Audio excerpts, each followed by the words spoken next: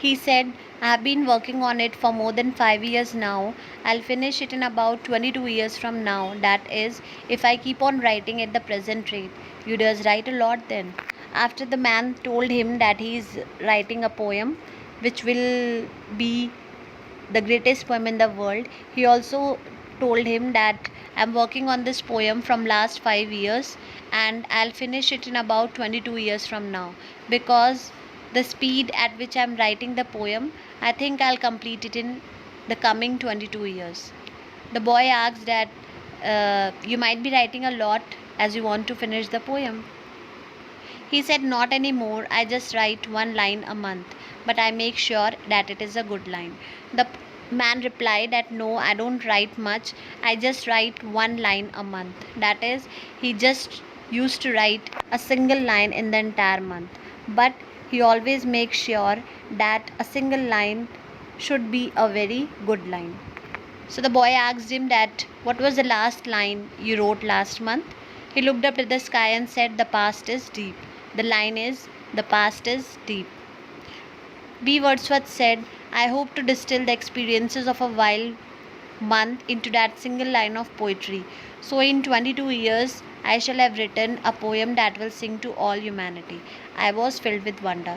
B. Wordsworth started telling him that, I write only single line in the entire month because I try to pour the experience of entire month in that single line, so that my poem can be the best poem in this world. And in the coming 22 years my poem will be finished. It will be the greatest poem and it will be for all humanity. It will be suitable for everyone. The boy was filled with wonder. He was amazed. Our walks continued. We walked along the sea wall at Dockside one day, and I said, Mr. Wordsworth, if I drop this pin in the water, we think we'll float. He said, this is a strange world. Drop your pin and let us see what will happen. The pin sank. Their walks continued. They were walking along the sea wall at Dockside one day when the boy said that, Mr. Wordsworth, what will happen if I drop this pin in the water? Do you think it will float or it will sink? The man replied that, well, it's a very strange world. You never know what will happen. So you just drop this pin in the sea and we will see whether it will float or it will sink. So the boy dropped the pin in the water and it started sinking. It was not floating. I said, how's this poem this month? But he never told me any other line. He merely said, oh, it comes into the harbour. But of the greatest poem in the world, I heard no more. I felt he was growing older. Then he asked him again regarding the poem, that how the poem was going on, but he never told him anything about the poem. He also asked what was the last line he wrote, but he never said. He just said that it comes into the harbour. Harbour means port. The boy was disappointed as he never heard about that greatest poem, and he realized that the man was getting older. How you does live, Mr. Wordsworth? I asked him one day. He said, you mean how I get money? When I nodded, he laughed in a crooked way. He said, I sing calopsies in the calypso season. Calopsies are, as I already told you, they are the Caribbean singers. So the boy asked him that what you do for your survival, how you get the money. So he replied that he sing calopsies in the calypso season, and the money which he get from it is sufficient for his survival, as he is a very simple man, and that lasts to the rest of the year. It is enough. But you will be the richest man in the world when you write the greatest poem. He didn't reply. The boy says that when your poem will be finished, which will be the greatest poem in the world, you will be the richest man. But the man never replied. He was silent. One day, when I went to see him in his little house, I found him lying on his little bed. He looked so old and so weak that I found myself wanting to cry. He said, the poem is not going well. And then I felt it so keenly. It was as though I had been slapped by my mother. I could see it clearly on his face. It was there for everyone to see. Death on the shrinking face. He looked at me and saw my tears and sat up. He said, come. I went and sat on his knees. One day, the boy went to his place in order to see him, and he saw that the man was lying on his little bed. He was looking very old and very weak. After seeing him in such a pitiable condition, the boy wanted to cry. The man told the boy that my poem is not going well, I'm not able to concentrate, I'm not able to work on it.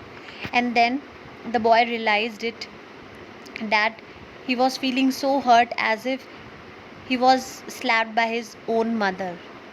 He was able to see the death on the face of the man, and it was quite visible. Anyone could see that he was about to die. He looked at me and saw my tears and sat up. And after seeing the death on the man's face, the boy started crying. After seeing the tears, the man sat up and asked him to come, so the boy went and sat on his knees.